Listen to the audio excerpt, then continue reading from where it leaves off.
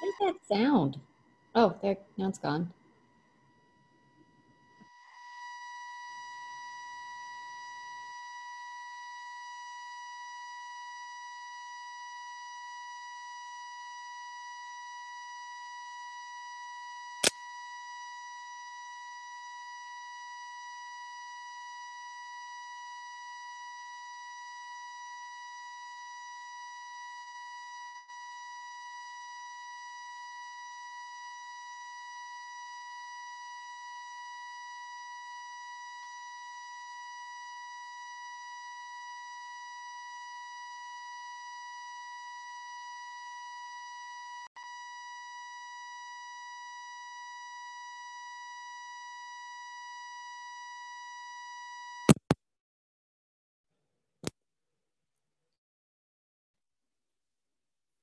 Okay, can you hear me?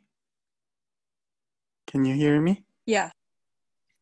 Oh, great, thank you. Yeah, now it's okay. Thank you. And also, can you see screen, right? Yep. Okay, thank you, Joanna. So, okay, so today is I just solve all the problems in the review question. And if you have any question from homework or anything else, then please let me know. Then I also deal with it today. So I hope that this session will be end in the 1 hour and 30 minutes, but let's see. So, okay, so let's start with number 6. So to study the effect of the recession on the height of children, effect of recession on the height of children, economic researchers found data of average height of children from 28 to 2018. And is it experiment or observational study? Oh yes, it will be recorded and you can rewatch it after it. So I will upload it to eCampus as usual. So yeah, you can always rewatch. And also I upload this, solution of this review paper after the session. So yeah, you can also see it. No problem. So since to study the effect of recession for height of children, then what we can do is definitely observational study, because from the given program, researchers actually found data, but they do not treat for each children, so that some children are assigned to some recession country and some children are assigned to some bigger country. Actually, it is very unethical in some sense. So definitely it is observational study.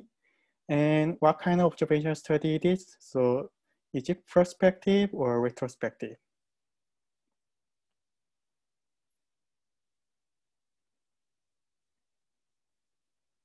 So in this case, it is actually came from the past, right?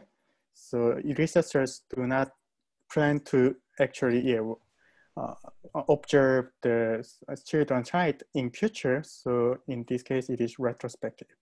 So prospective research is actually some researchers are just set at specific point that they will watch or they observe some subject from year to year or from time to time. But retrospective research is that actually all data were given, but researchers just gathering all the data from the past and use it as an observation study, right? So that's the difference between prospective research, prospective study and retrospective study. And in case of experiment, there are two types of experiment. So one is controlled experiment.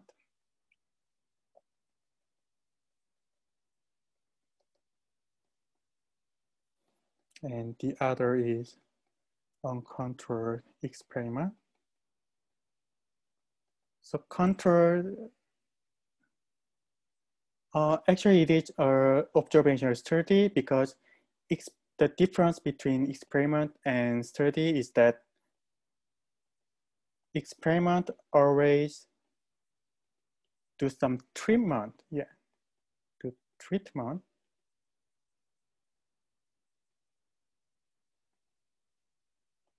On the subject, right? So, however, study do not give treatment, but just watch, right? So in this specific case, number 6, actually economy researchers did not do any treatment on the economies, recessions, or height of children, right? Actually, yeah, they didn't give anything, they didn't give any medicine for children, or they didn't give any, some monies to the country's economy or something like that. Instead, they just observed some data from the country and from the country's economics and height of children, right? So that's why this is observational study. Does it make sense, Paula?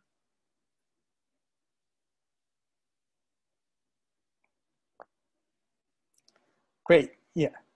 So, and it is observational study and it is retrospective because prospective means that actually research, okay, I also write down it here. Prospectives, observational study. It is a study that researchers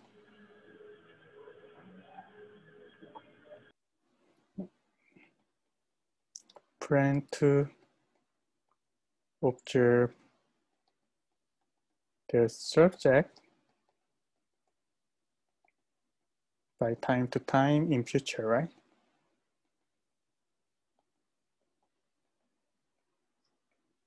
So it is prospective observation study, but contrary to prospective, retrospective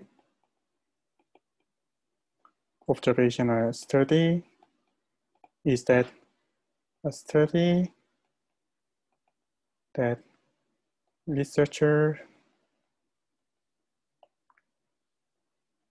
gather instead of planning, but just gather previous data to find, relationship between subject, right? So for example, in this case, if the researchers actually started to in 2020 and they just want to, see the height of children at each year, and also they also measure the economic status in each years, then it may be prospective, right? But in this case, actually they just found data, which means that they just gather some data from 28 to 2018, which is just from the previous one. So in this case, it is called retrospective study, right?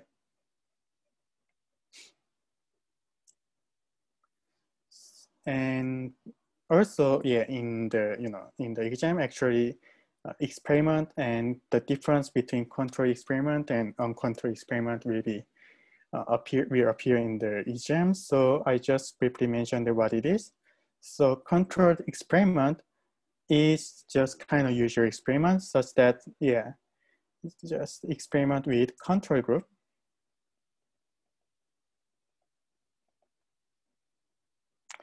And control group is actually something, okay, I'll write down it.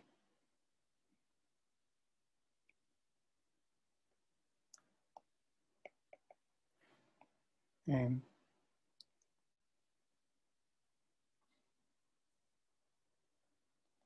control group is a group which is not had treatment to be compared with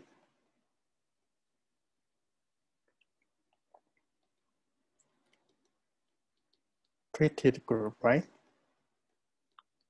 So for example, if you just want to test your medicine using controlled experiment, then you will just set one group who didn't get the medicine, but same get some disease. And you also need the other group, which actually takes some medicines about the disease, and you need to compare it, right? So because of this, you can actually sure that the medicine actually just make them to, make just recover their disease, yeah, or not, right? So for example, if you just get the cough, and yeah, and if your control group actually got feel better after 7 days without any medicine, then even if your medicine actually works after 7 days, then you can see that actually the medicine may not act on curing the cough, right? But if you just have two groups, one group actually taking the medicine and the other group taking not the medicine, then you can share that whether this medicine actually affect the curing the disease or not. So that's why we need a control group. And if in that case, we say that it is controlled experiment. And uncontrolled experiment is actually, yeah, just experiment with control group, yeah, without control group. So usually controlled experiment is much more, yeah, desirable for the study, because for uncontrolled experiments, maybe there are some other factors, like we learned it as a compounding factors, that actually some other factors may affect the result of the study. So that's why we need some control group for user experiment. But this uncontrolled experiment will be also used in the social science, because it is a little bit difficult for us to have some experiment on the society. For example, we cannot make a recession, or we cannot make a disease in country to experiment it. So that's why we also use uncontrolled experiment, right? So, okay, so can you have any question on this difference between experiment and observation study, and prospective and retrospective study, controlled and uncontrolled experiment?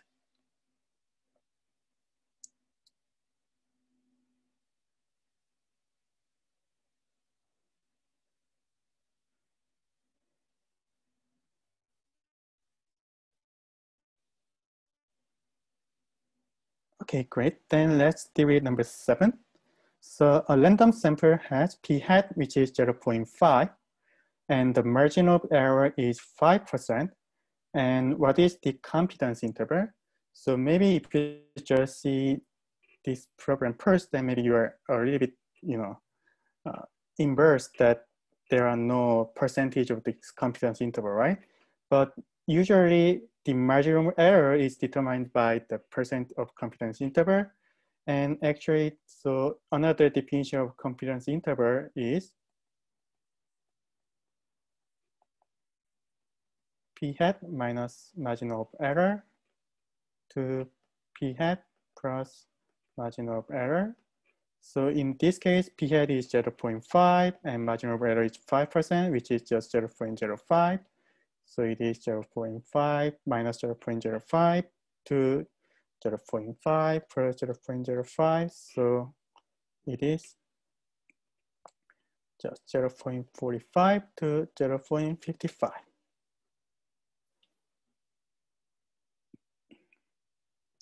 Does it make sense? So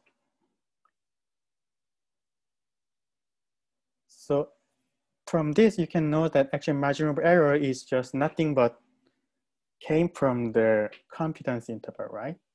So if we use the 95% confidence interval, then this margin of error is 2 sigma. But if you use 99.7% confidence interval, this margin of error is actually 3 sigma. But in any cases, they determine this confidence interval by using this formula, that PM minus margin of error, comma, to PM plus margin of error, right? So that's why you can get the confidence interval. So wouldn't our M value is 256? So here, what we want to find is not the N, not the sample size.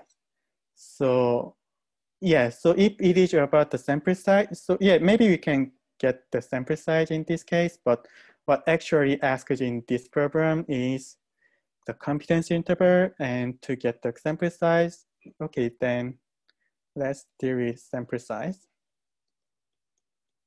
So just assume that margin of interval, margin of error is from 95% confidence interval. Then it is actually 2 sigma. From this, 2 sigma is 0.05. So sigma is just 0.025.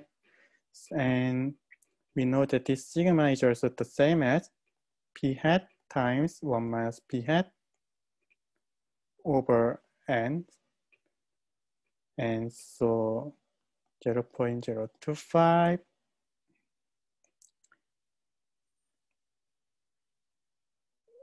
square is equal to p hat times 1 minus p hat over n. Then you can multiply n both sides. Then it is just the same as this number. And we know that p hat is actually 0.5. So it is 0.5 times 0.5. So n is 0.25 over 0.025 square. And in this case,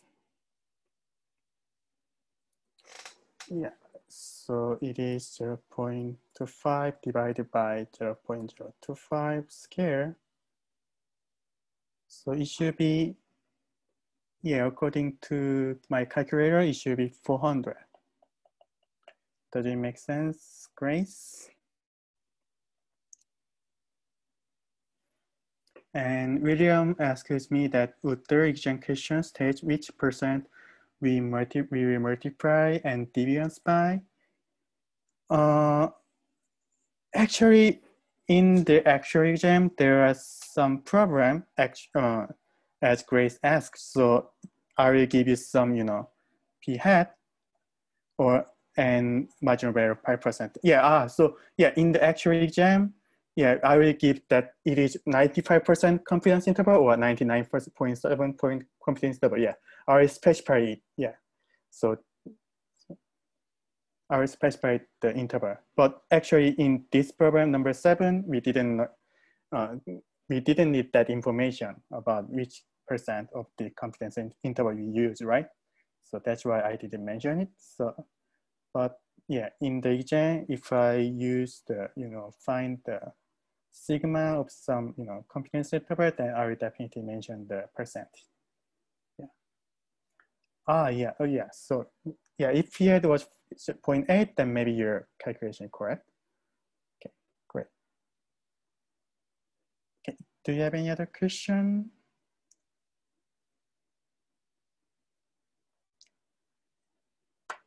And does it answer your question, William?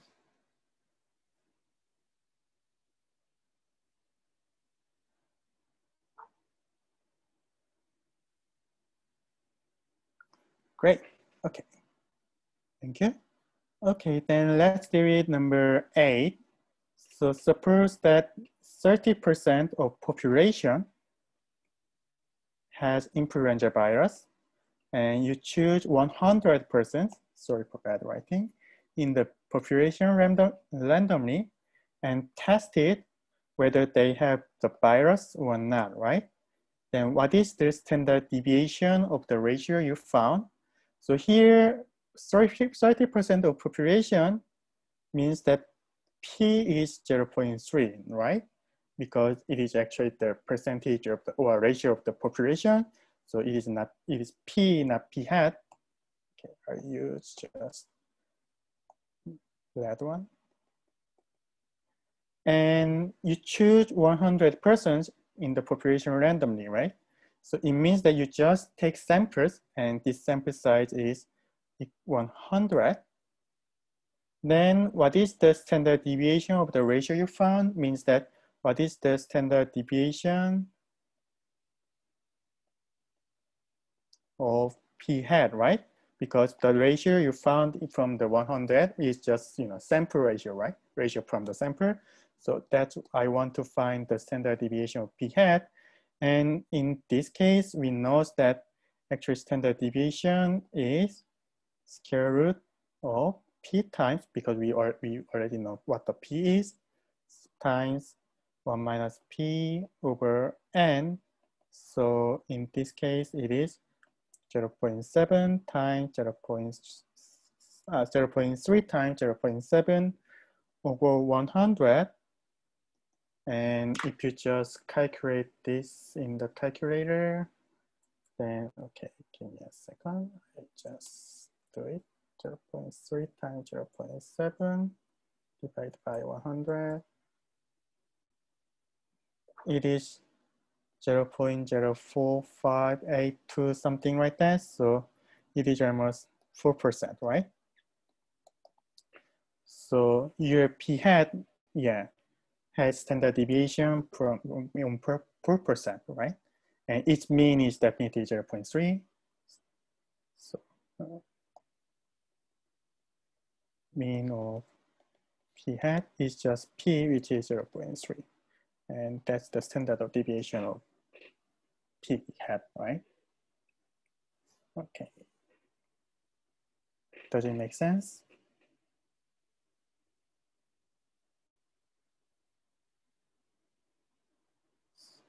So when the program gives you p, then use p to find standard deviation.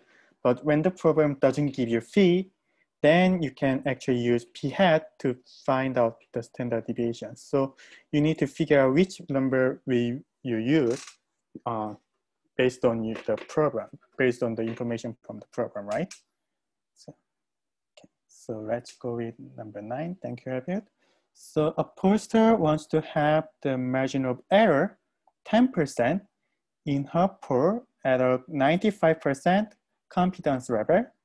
So if p is 0.1, how large does the sample need to be? So actually that's the question what Grace asked, is similar to what Grace asked.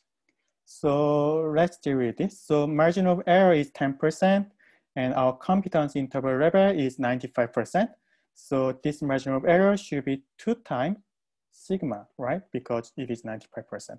Maybe if it is 99.7%, it should be 3 sigma, but it's not. So here it is 2 sigma.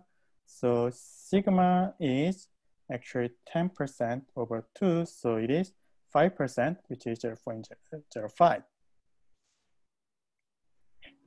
And then we know that p is 0.1. So, and another way of sigma is just getting the formula. So here it is p times 1 minus phi over n. And then we don't know what the n is, but we know p, so it is 0.1 times 0.9 over n, right? And already we know that sigma is equal to 0.05. So 0.05 is equal to square root of 0.1 times 0.9 over n, right? And what we want to have is how large does the sample needs to be. So, and this is just determined by this number n. So what we need to do is just finding this number n. And to do this, just scaling both sides. And what you have is this. And okay, give me a second. I will just put this here. And then multiply n for both sides, then you can get n times 0.05. Square is equal to 0.1 times 0.9.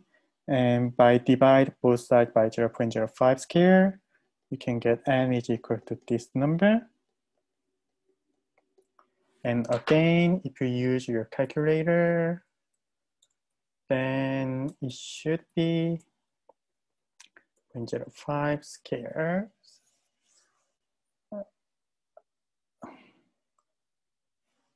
So 36.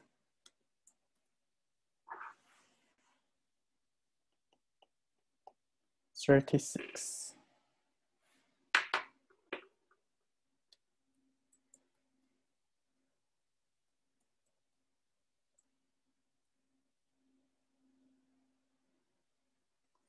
Okay. So n should be here. How large does the sample need to be? So sample should be 36, at least 36, right? Okay. Do you have any Can I question? just make sure that I understand thoroughly, because I'm not sure that I do. Okay, okay. This particular problem Mm-hmm. does not make sense to me. Okay. What the goal is that we're trying to find what n is. Is that correct? Yes, that's our goal is just find the n, which is the sample size. Yes. Right. Okay. So we're just going, okay. Thank you. I just couldn't, I was like, I don't understand what the goal here is. I got you. Okay. Yes. Thank you very much, Joanna. So the goal, so when the problem asks you how large the sample needs to be, then the goal is find n, because n is just sample size. Oh, sorry. And n is sample size, and so here what we have is that actually this 10%, which is margin of error, is given by 2 sigma because it is 95% confidence level. So here we know that what the sigma is, 0.05. And here also this problem gives us what the p is.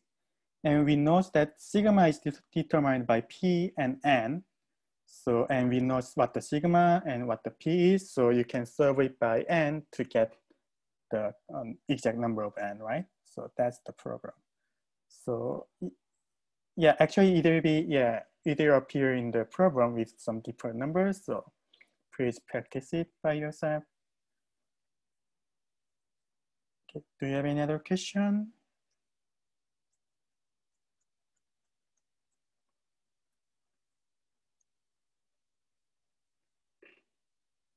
Great, and let's do it number 10. And actually it has, I have some, mistake on here. It should be set 0 because I added 1 and 15 for some reason, but I did forgot it. So, okay, let's do it. From given data, 1, 15, 20, 21, 32, 33, those numbers. I just made a circle to distinguish my bad writing. So, okay, so draw a stem plot first. And to draw a stem plot, actually start with, 1-digit numbers. And there are all we start with 10 and 2 start with 2. So we start with 0, 1, 2, 3, 4, 5, 6, 7. And for 0, only one number here. And 1, where we have 5. And 2, we have 0, 1, 2. Oh, sorry, 0, 1, because next one is 32. So and next 3, we have 32, 33. And 4, we have 3 number, 45, 46, 47, which is 5, 6, 7. And 5, which you have 1, 4, 5, 6. 1, 4, 5, 6. And 6, we have 2, 3, 4. And 7, we have 1, 2, right? So that's our stem plot. And actually, a lot of people ask us what the frequency table is. Actually, this frequency table is needed for histogram, right? So if we draw a histogram, then what we need is actually the class size, right?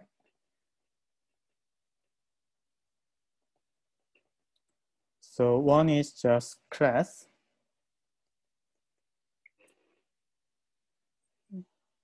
Why is the two value described as 0, 1? So here we have 20 and 21, right? So that's why we describe it as 0 and 1. Does it make sense, Grace?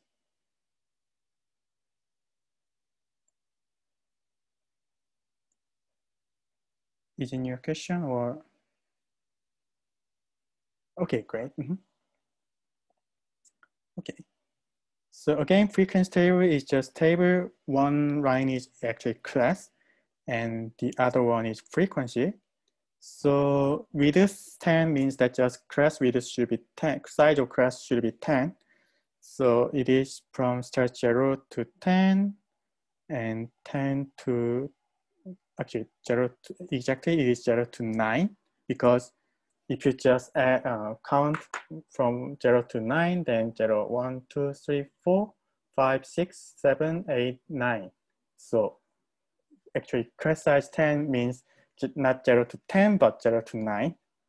That's what I actually missed in the first class, so I just make sure.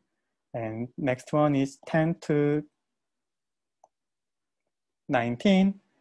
And next one is 20 to 29, 30 to 39, 40 to 49, 50 to 59, 60 to 69, and 70 to 79. And for each one, from 0 to 9, we have only one number 1. So frequency is 1.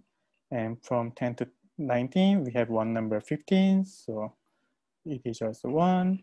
And from the 20 to 29, we have two numbers, 20 and 21. And for 30s, we have 32, 33, again, two numbers. And for 40s, we have 45, 6, 7, so three numbers.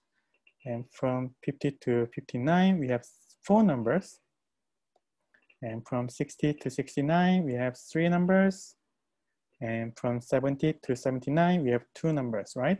So this is frequency table. And the reason I want you to draw this frequency table is definitely, I want you to draw a histogram based on this frequency table. So here to draw histogram, just set 0, 10, 20, 30, 40, 50. Okay, I need to draw a little bit bigger. 60, 70, and 1, 2, 3, 4.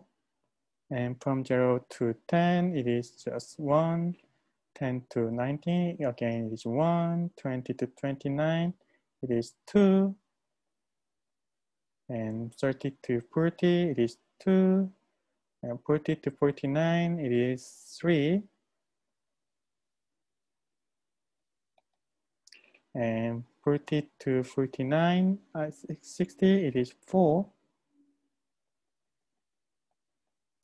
And 60 to 69, it is 3. And 670 to 80, it is 2, right? So where is 2? Oh, here. Okay. So that's the histogram based on.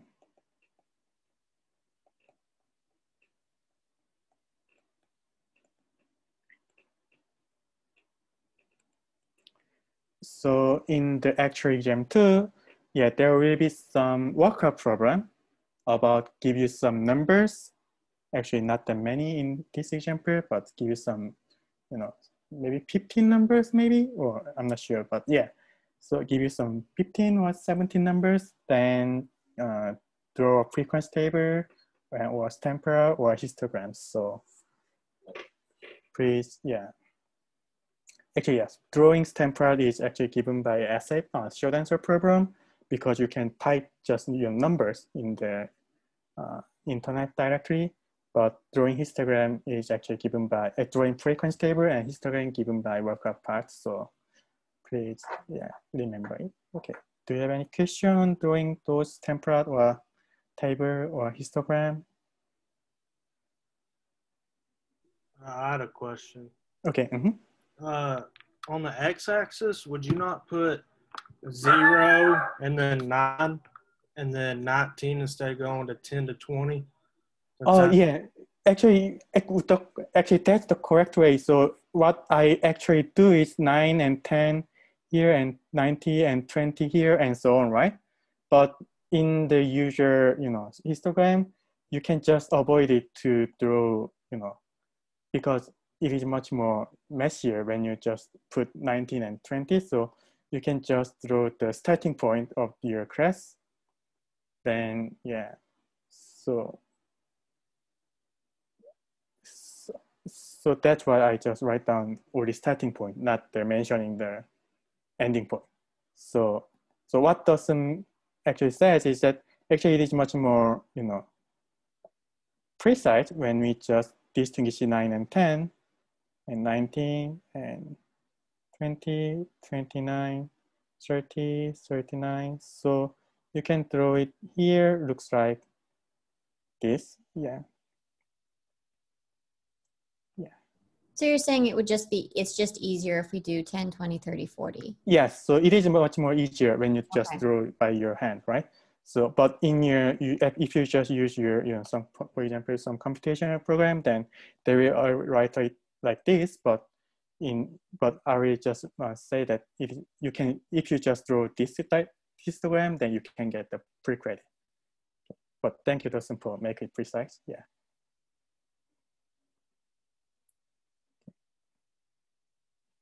So exact one is approximate, but anyway, I will give you pre-credit if you just draw this one or this one, right? So this is because actually the objective of histogram is just seeing the, you know, picture of some distribution of data. So that's why we allow this kind of histogram also. Okay. Okay, do you have any other question?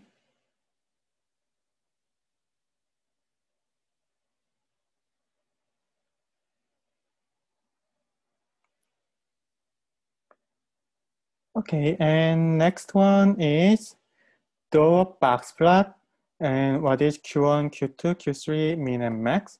So to draw a box plot, we need to figure out these quartiles. And the easiest quartile we can figure out is just Q2. So here Q2 is just median. And to get the median, you need to figure out how many numbers of data are here.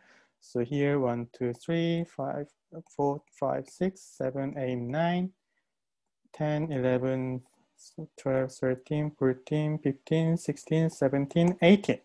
So there are 18 numbers over here. So the middle one is from 9 to 10. And because it is, you know, the even number data, so median is just the average of these two data, 47 and 51 divided by 2. So it is 49. And so here it is just dividing the first size of data and second group of data. And in the first group, we have odd number, 9 data.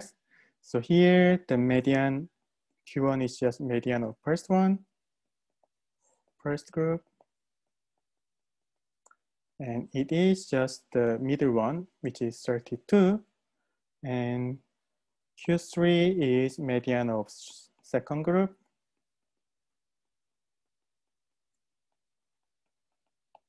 So it is 62. And mean is 1, because 1 is the smallest number. And max is 72, right?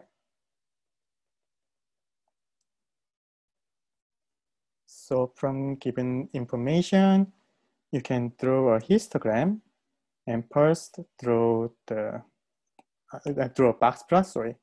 First draw the some line, number line, and the mean is 1 and max is 72, and just put the Q1, Q2, Q3 first.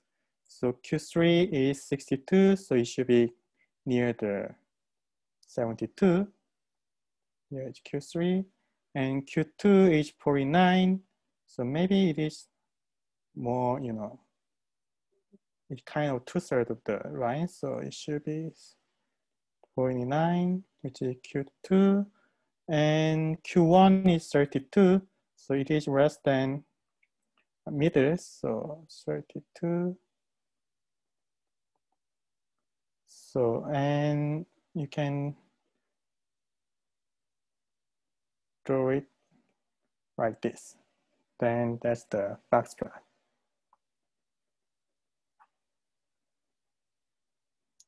So yeah, so in the exam, I remember that there are no workout to draw box plot, but they just, a program gives you just box plot without numbers. And what you need to do is just find the quartiles and numbers in the box plot. So, yeah. Okay. Do you have any question on drawing box plot or finding this Q1, Q2, Q3?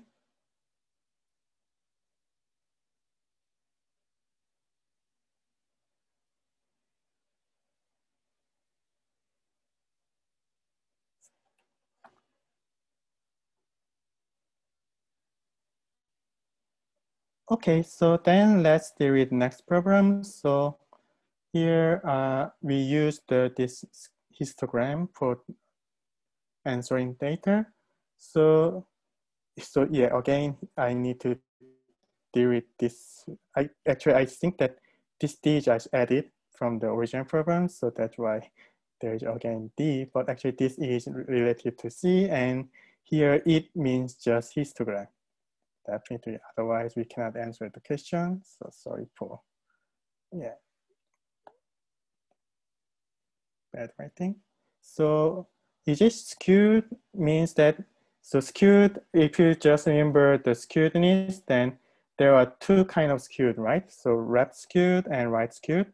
So if it looks like this one, then it is left skewed because tail is in the left. Yeah, so the longer one is in the left, then it is left skewed. But because tail determines which direction of the skewed, right? So, and this one is right skewed, right?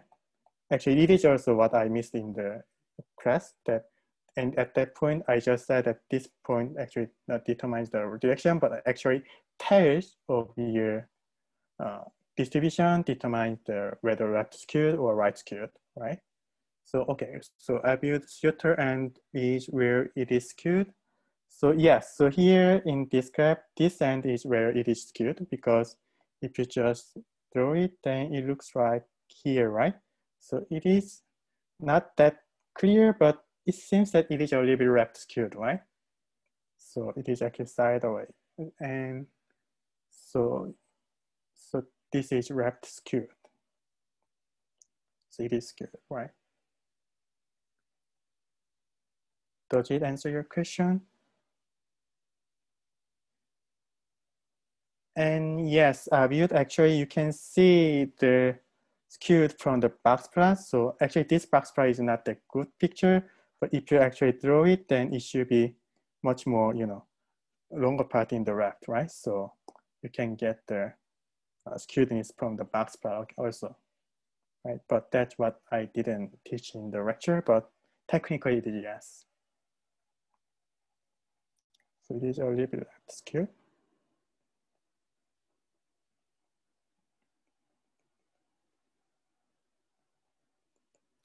Okay, and next question is it unimodal? Here, unimodal means that it has only one peak, right? And bimodal or multimodal means that it is skewed left because tail is in the left. And bimodal is just two peaks, and multimodal is just several peaks, right? And here, this is skewed, but it has clearly one peak, right? Here, right? From 50 to 59. So it is actually unimodal. So yes. And is it symmetric? So also it is a little bit depends, but if you're just thinking about the, the middle line, then it is not symmetric, right? So if you answer that the graph is skewed, then you need to answer that it is not symmetric. But if you answer that graph is not skewed, then you need to answer that it is symmetric. So actually, so what we actually want is just consistency, right? So in this case, it is symmetric. But yeah, I will definitely give you example for more clear one in the exam. But yeah, but what I just want to say in this Liebes program is that just you need to be consistent, right?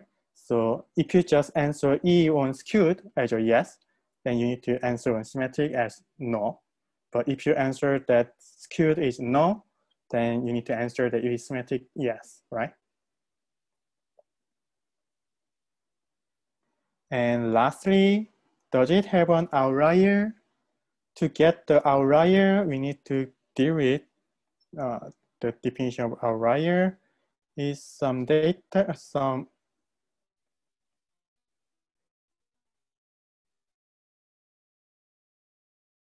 less than Q1 minus 1.5 times IQR, or bigger than Q3 plus 1.5 times IQR, right? So here IQR is Q3 minus Q1. And we know that from Q3 is 62 and Q1 is 32. So 62 minus 32 is 30. So Q1 minus 1.5 IQR is 32 minus 1.5 times 30. So and you know that 1.5 times 30 is 45. So it is 32 minus 45, which is minus, minus 13. And Q3 plus 1.5 is 62 plus 1.5 times 30.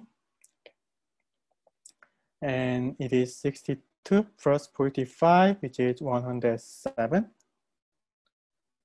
So you can see that actually the minimum is 1, but 1 is clearly greater than minus 30 because it is not, it is positive. And the maximum is 72, but still it is clearly less than 107. So there are no outlier, right? So it is no. So in the exam, there are one question asking you whether the data has outlier or not.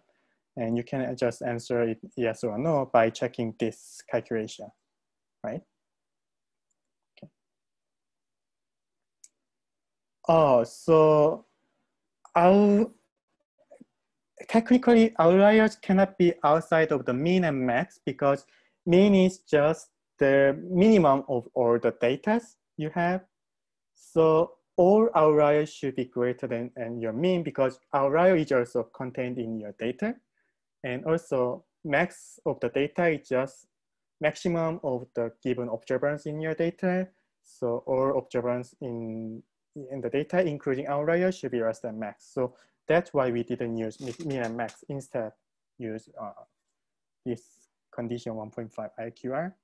Yeah, we did. Yeah, it will be always 1.5 times IQR. Yes. Actually, this differ when you learn some advanced statistics, but in this course and in the histogram level, yeah, we always use 1.5 times IQR to figure out whether it is an outlier or not.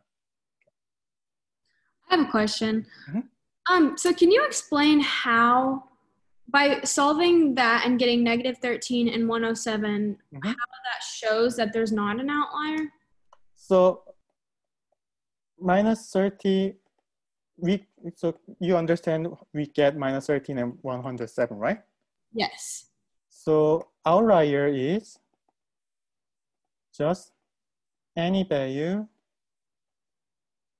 which is outside of minus 13 to 107, right? Then let's deal our data to figure out which one is inside of this interval. So this means the smallest number in our data is 1, right? And this 1 is definitely inside of this interval, right? Minus 13 to 107. So it means that if 1 is in this interval, then all other numbers is actually greater than 1 because 1 is our mean. So it means that all other numbers is less than negative 13, right? Okay, so basically if there's a number that is outside of those two intervals, that's the outlier. Yes, you're right. Yes, you're right. Thank you. No problem. Okay. So for example, if we had some data like minus 15 or something, if we had just some kind of observance, then it will be outlier, right? But in this case, we don't have such a thing. Yeah. Okay, great. And do you have any other question?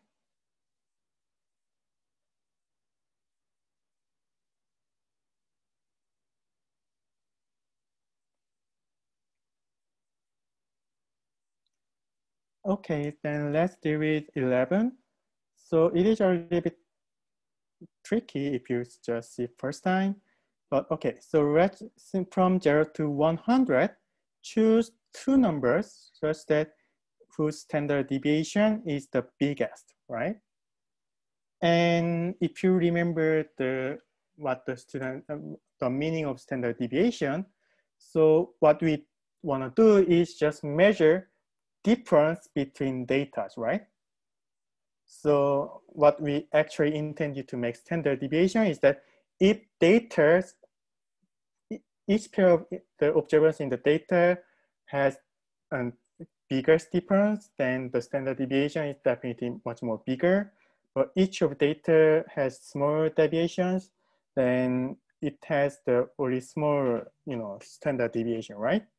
So if you just choose two numbers, A, B, from 0 to 100, what is the possible deviation which is biggest between those two numbers?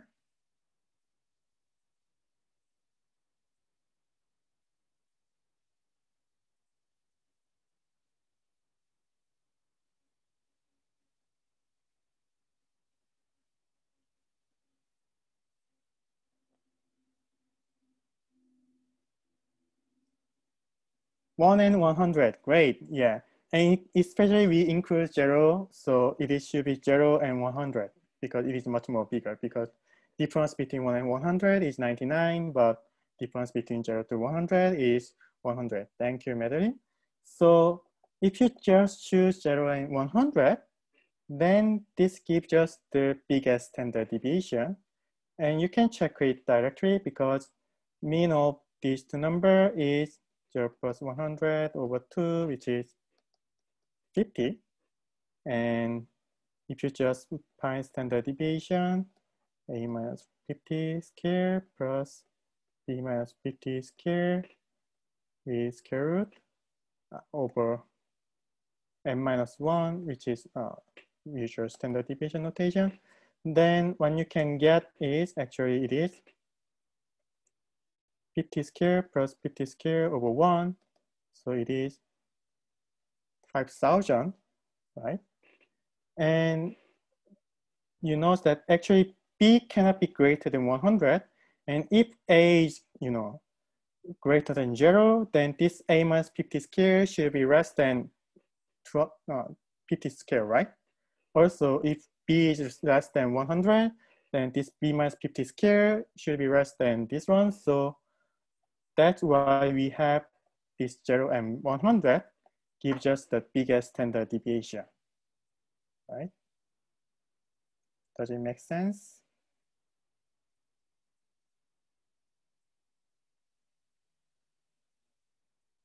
So if you use two numbers like 25 and 75, because like if you add them up and divide them, they still equal 50. So would you get the same answer? So let's test 25 and 75. that's a good question. So if A is 25 and B is 75, then again, as you can see, its mean is 50, right? Because adding them is 100, so divided by 2, you can 50. But when you calculate the standard deviation, it is 25 minus 50 square plus 75 minus 50 square over 2 minus 1. So it is 25 square plus 25 square over 1. But definitely 25 square is less than 50 square. So it is less than this number, right? Does it make sense? Yeah, it makes sense. Sorry. No problem. Yeah, and that's a good question. So yeah, so maybe if you try to solve this kind of example in the actual exam, then maybe like you just guess some two numbers and just change your numbers slightly more that which way this standard deviation goes, right? And to find the biggest number, then just trying to make your numbers changes so that standard deviation is bigger and bigger, right?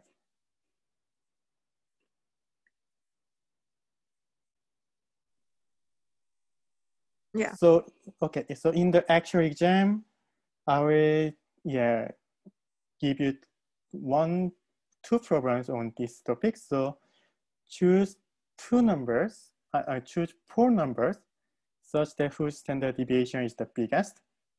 And the answer is definitely 2 zeros and 200. And one other problem is choose four numbers such that whose standard deviation is the smallest. And can you figure out, choose two numbers whose standard deviation is the smallest?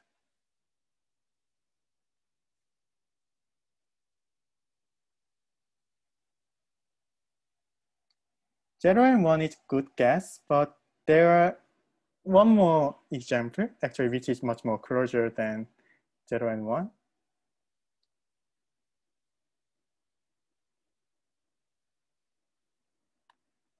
When A and B have no difference,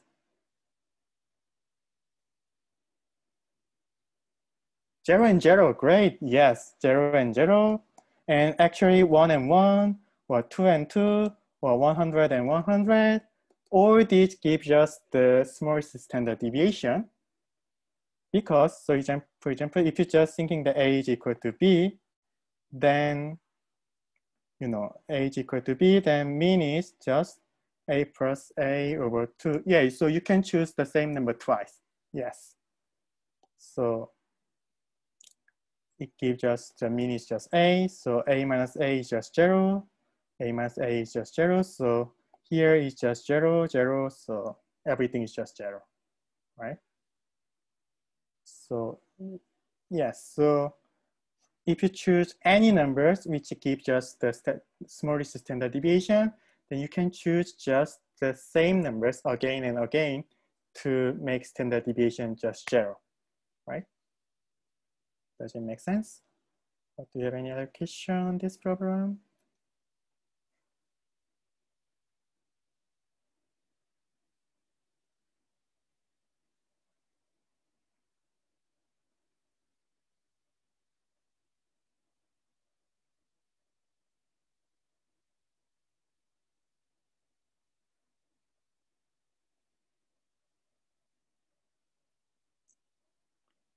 Okay, good guess, Marilyn and Ashley. So yes, so let's deal with number 12. So what is mean, median, and mode of the data below? Sorry, I think that my pen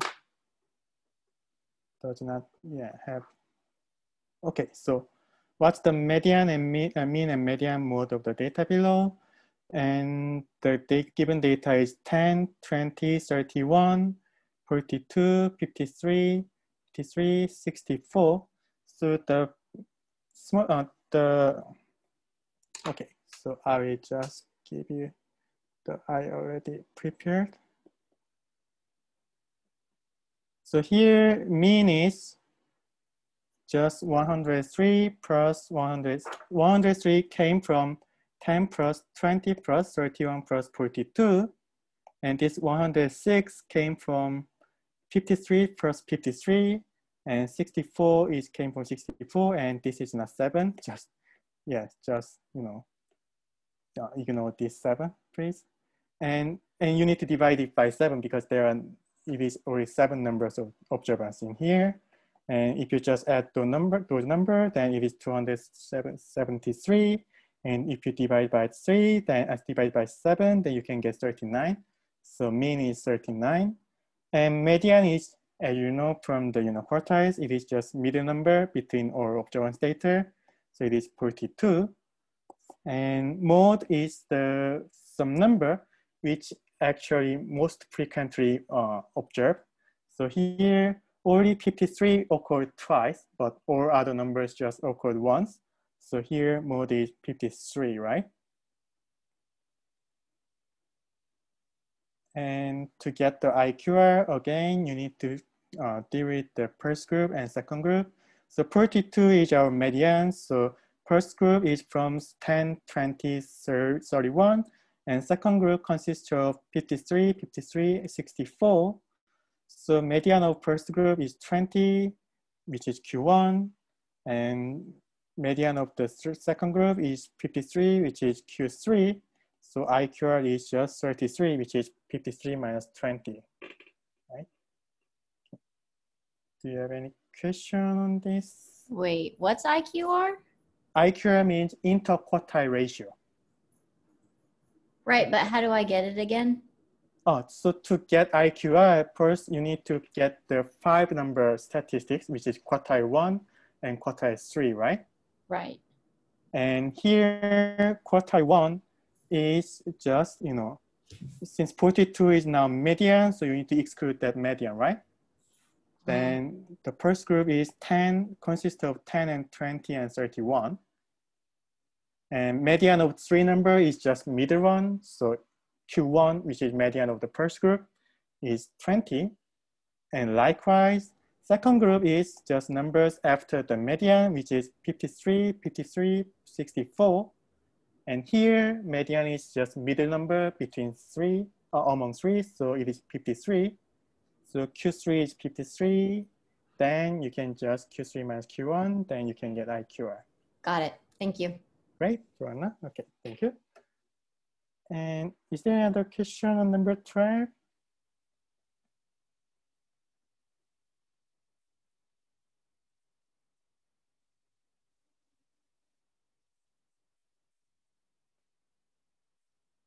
Okay, so then let's do it number 13. So here, SAT scores on 2020 year follows normal distribution with mean 130, 100, and standard deviation 150. And definitely it's not, I just make up the numbers, so it is not, from the actual data. So suppose that if John's score is greater than 16%, but less than 84% of other students, and what is the score he got? And since we know that it is actually follows a normal distribution, then actually his score is from this point. Oh, sorry. Give me a second. I will just give you, I just plug in.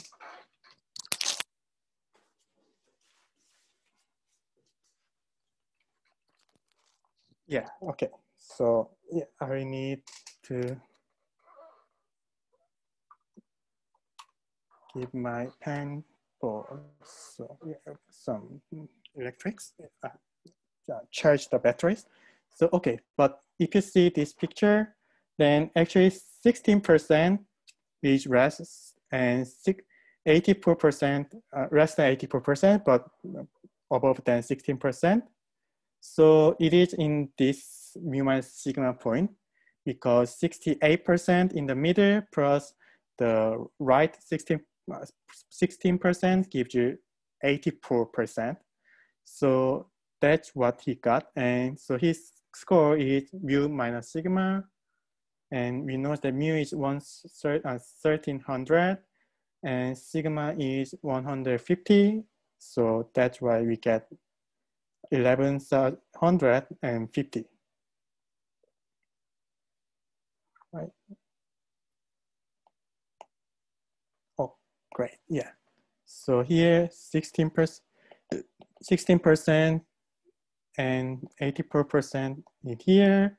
And this, if you can also, this making 84% as this 16% and the middle is 68%, but middle 68% is from mu minus sigma to mu plus sigma.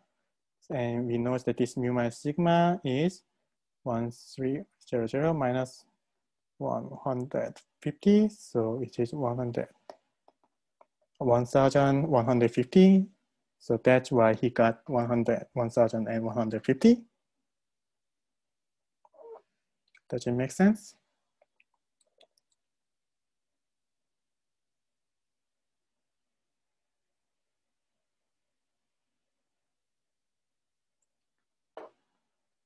Okay, and next his G-score. And okay, oh, sorry. Okay, I will start from the beginning. So, okay. So just to deal with this kind of problem, what you need to do is just draw the normal distribution first. And he says that score is greater than 60%, but less than 84%. And if you just add all those, then it is just 100%, right? So it is actually here where 60% in here and 84% in here, right?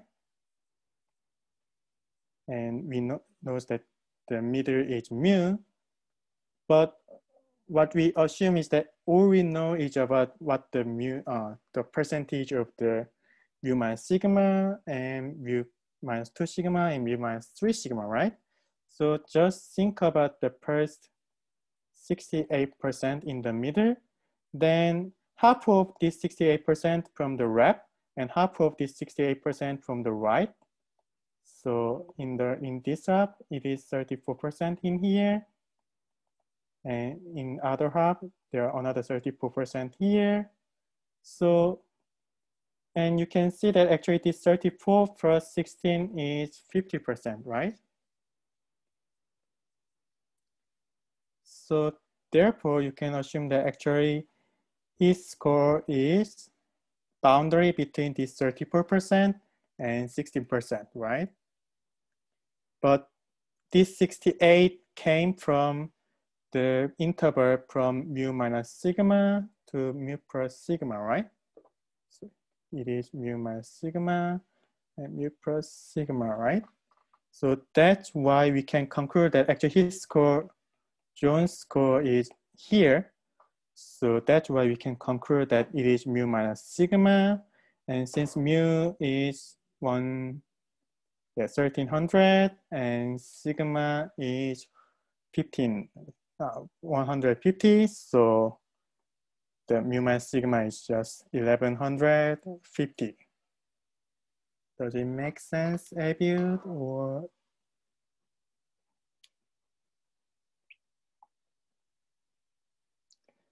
Okay, thank you. Sorry for rushing, so yeah. Okay. And if you know what the Jones score and Jones G-score, and if you just calculate someone's G-score, that is X minus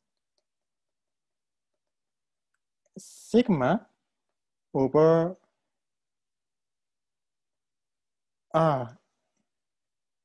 yeah, you need to know what the mu and sigma to get it. And usually mu and sigma is given in the problem.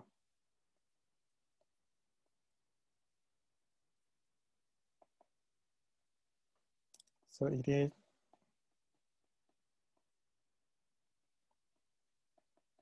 and mu is, so mu is just another name of mean, and sigma is just another name of standard deviation, right?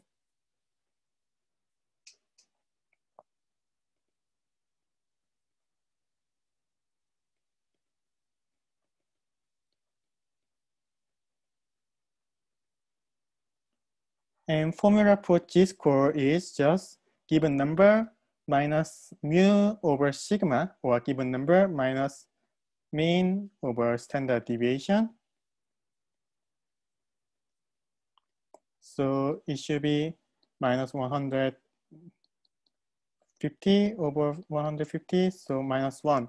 And yes, yeah, G-score can be negative. So G-score can be negative, and yeah, thanks, thank you.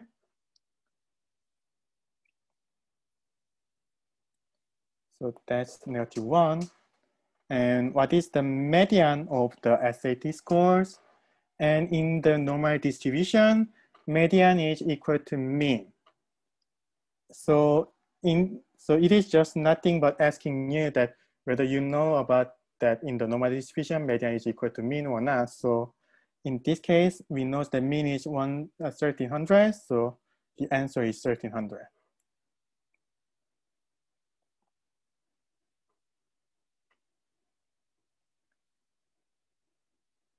Okay, is there any other question on this?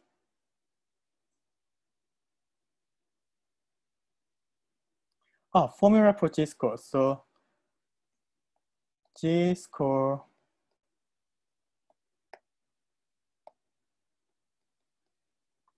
of X is X minus mu over sigma.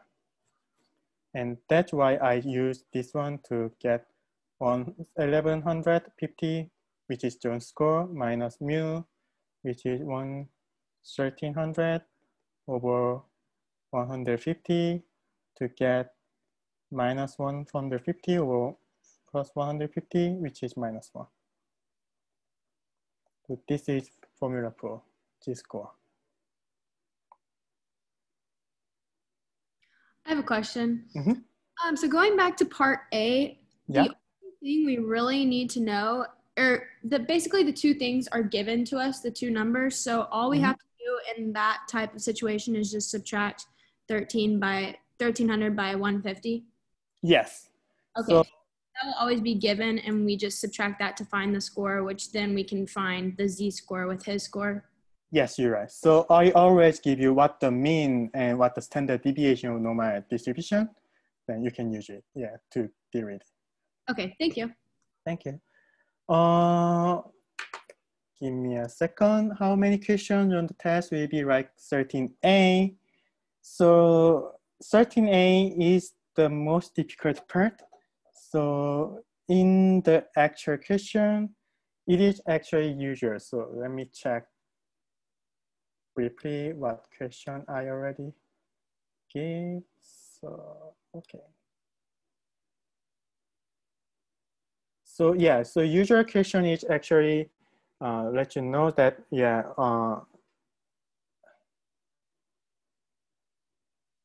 give me a second.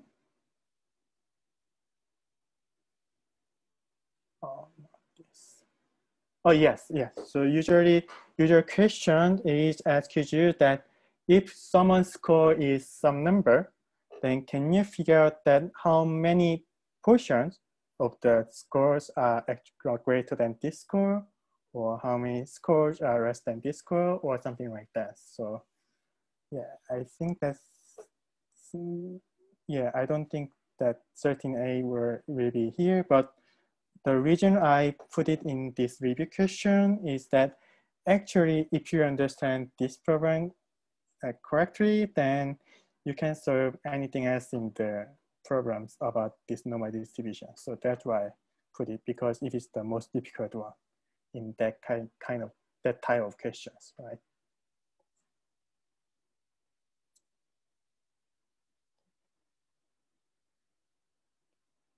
Do you have any other questions?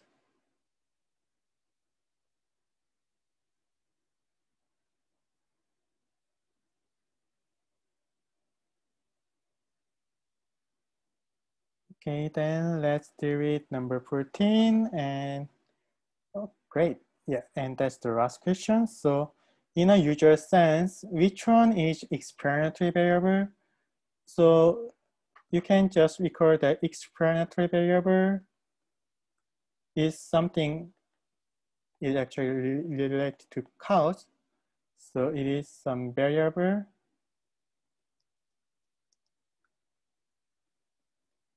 leads to change of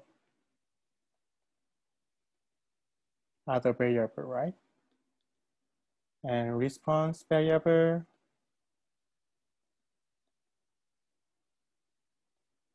or just effect is some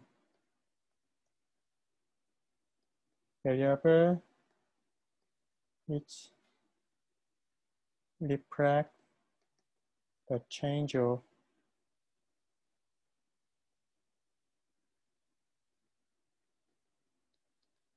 other variables, right? So here, given situation is that the amount of time spent studying Math 167 is the one variable, and the other variable B is the score of the exam in Math 167. So yeah, in usual sense, it's a little bit difficult. Yeah, so yeah, explanatory variable is X variable, and response variable is the Y variable. Yeah, usual it is common notation that independent variable or explanatory variable is just X denoted by X, and the response is denoted by Y. Yes, Shelby.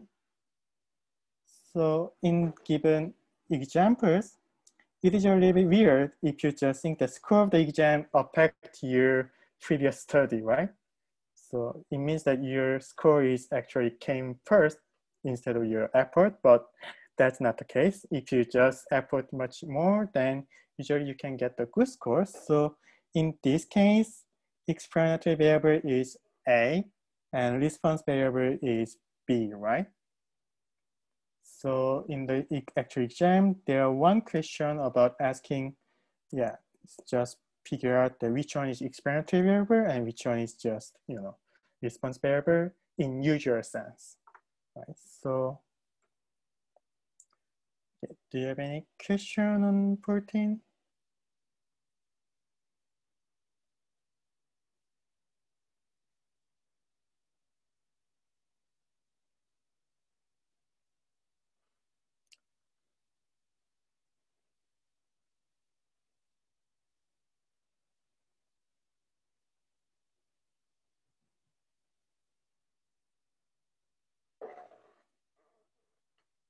Okay, then let's end review session. And if you have any personal questions or any question or homework, please let me know.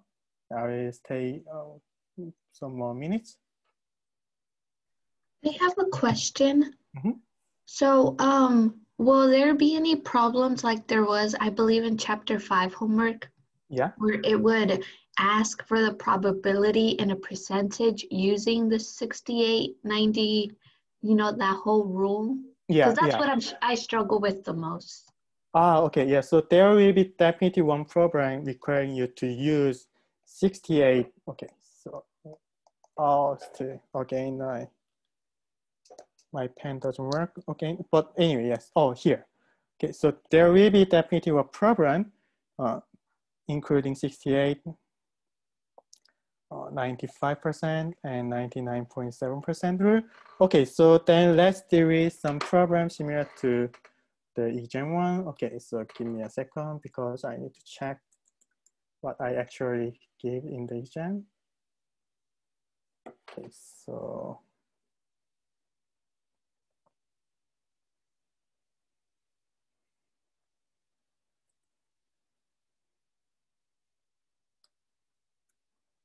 okay, I'm just going to WebAssign. So okay, so I will deal with that problem, and during the connecting WebAssign, Abiud says that is the program going to be a word program? And we identify them as a multiple choice. Yes, so there are some word programs like choose the, describe the histogram using some words, and you can choose some words from the multiple choices. But a lot of program is actually, typing the answers. And usually I do not require to, remember the exact words. So usually those questions are all just answering the numbers, not the, exact notion. So that you don't need to worry too much about the words. So if I need to write down some words, then I will give you some, suggestions as a choice, or then you can just type it, so you don't need to worry too much about it. And still I'm going to begin my questions, so give me a second.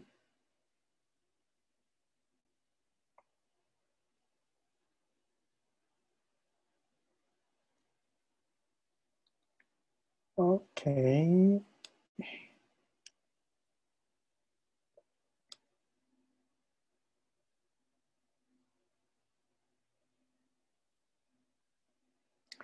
Okay, so I see, so, okay.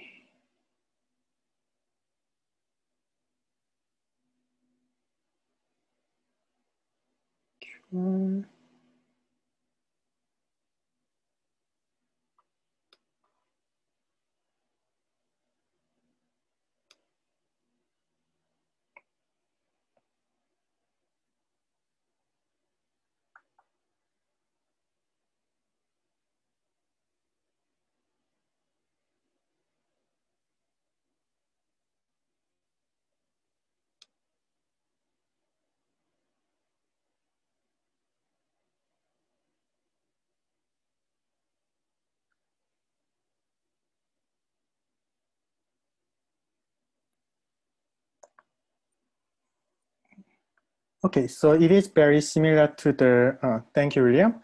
So it is very similar to the exact question in the exam. So here, there is some, okay, some medicine which works.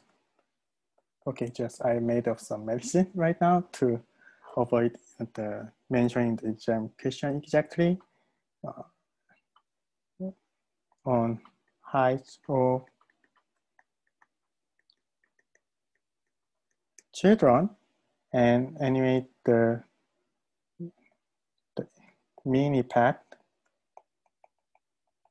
is just 1 centimeter, and standard deviation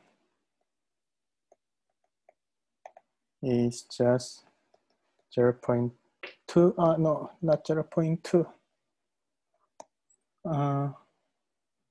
say 0.5 centimeters. And it follows the normal distribution. Then one of the question is just asking median. So, and you know the median is just the same as mean. Maybe, and so one of the question maybe you can ask is what intervals of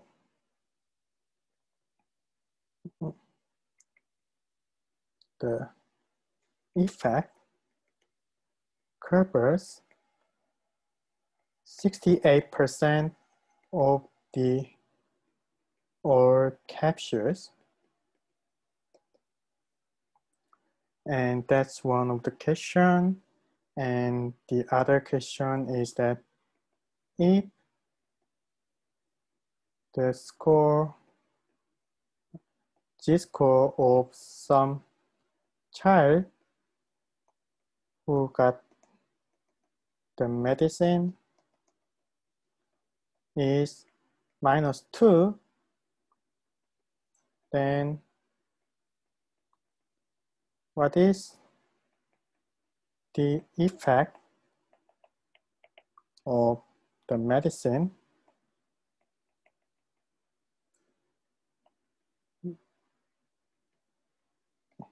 from the normal distribution?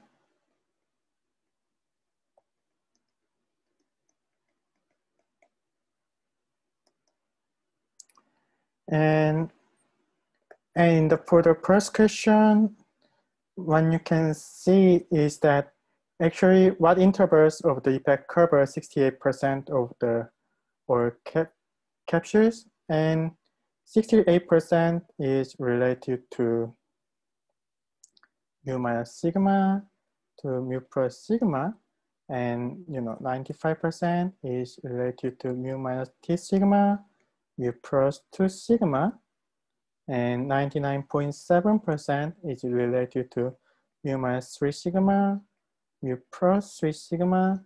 So you can just deal with it, yeah, using this relationship between them, right? So here, what the question asks is that what intervals of the impact cover 68% of the capsule? Middle, sorry, I need put the middle in here. Otherwise, maybe there are other intervals here. So middle 68% is covered by this interval. So here, what you can get is 0.5 centimeter to 1.5 centimeters. And but if it is 95%, then it should be 0 centimeter to 2 centimeter. And if it is 99.7%, then it is minus 0.5 centimeter to 2.5 centimeters, right? So, yeah. Next. 0.5 to 1.5, 0 to 2, and minus 0.5 to 2.5 in each cases. And if the G-score of some child who got the medicine is -2, then what is the effect of the medicine? So the effect of the medicine is actually X, and we know that -2, which is G-score, is equal to X minus mu over sigma. So it is X minus 1 over 0.5. So if you just multiply 0.5 each cases, then you can each sides, then you can get -1 is equal to X minus 1. So -2 is equal to X. Oh no, 0 is equal to X. So X is 0, right? So here the answer is 0. And I think and okay, another, maybe I think that it is not actually what you asked. So there, yeah, in the before then, there is one more question, which is maybe you're interested in. So yeah, so think about that normal distribution.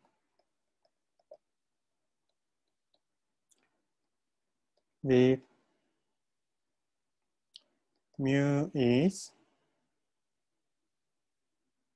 100 and standard deviation is 20. Then first question is, what is Q1 and Q3 of this distribution? And second question is, John has score 80, then what is his score?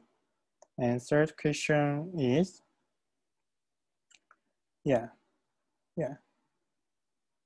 subject with score below 60 are considered danger. What % of subject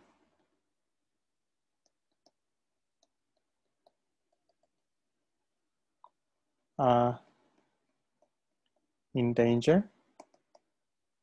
So these are 3 questions actually getting from the, not the same, but similar to the, exam 2. So here, Q1 and Q3 of the normal distribution is actually, it is 0.67 of US times sigma. So Q1 is mu minus 0.67 times sigma, and Q3 is mu plus 0.67 times sigma. So it is 100 plus 20 times 0.67 minus 0.67, and this one is 13.4. So it is 66.6, and this one is 100 plus 13.4, so 113.4. So Q1 is 60.766. Oh, no, 86. Okay, sorry, 86. Because, yeah, I just forgot this 20. Oh, anyway, so this is 86.6 and 113.4. Can you zoom in? I can't, it's really blurry when you zoom out. Oh, okay, sorry, yeah, sorry. Yeah. So what I did is Q1, use the formula that in the normal distribution, Q1 is equal to mu minus 0.67 times sigma, and Q3 is mu plus 0.67 times sigma. So you can get this one.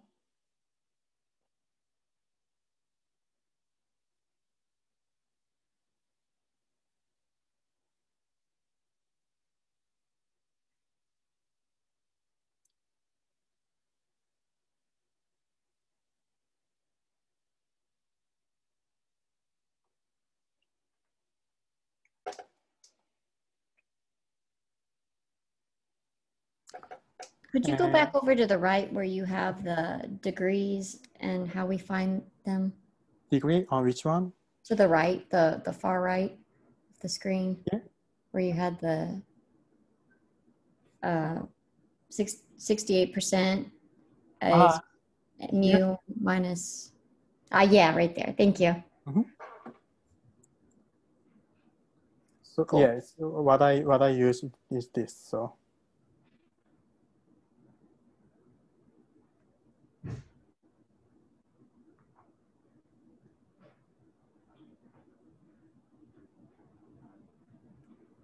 okay, and next one is John has score 80. Then what is his G-score? Then you can calculate G-score, like using 80 minus 100 over 20. So again, it is minus 1. And using the formula. And subjects with score below 60 are considered danger. And what percent of subjects are in danger? Means that, so here from the normal distribution, you know that 60 is here, but if you just calculate G-score of 60, then what you can get is 60 minus 100 over 20. So it is 40 minus 40 over 20, which is minus 2. So it means that in the standard normal curve with mean 0 and standard deviation 1, then this 60 is actually correspond to minus 2, right? Here, and we know that in this distribution, it means that from minus 2 to 2 is actually take 95%, right? So it means that each side take 2.5% because the graph is symmetric. So, and all remaining is just 5%, and each half is 2.5%. So, and only people in this region is considered as danger. So in this case, yeah, the percent of the subjects in danger is 2.5%. Does it make sense? Or do you have any question on here? So these two problems are very close to the exam questions. So if you are familiar with these two questions, then I think that you are fine. Okay. Thank you, Joanna, and thank you, Paula. Okay, do you have any other question?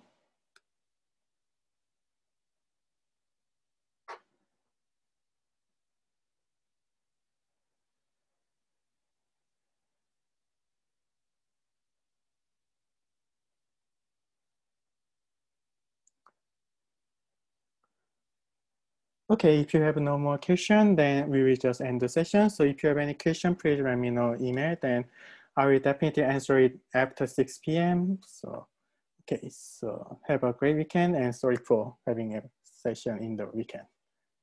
Thank you.